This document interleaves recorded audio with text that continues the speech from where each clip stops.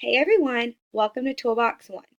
In Toolbox 1, you will find information about the telltale signs of high serum phenylalanine. This handout will be useful as you work through the module, especially lectures 1 and 2, as well as the case study. These signs of high serum phenylalanine will be displayed in individuals who have not yet been diagnosed with PKU or in individuals who have poorly managed PKU. We have provided a handout for you all in this toolbox that shows the many different signs individuals with high serum phenylalanine will display.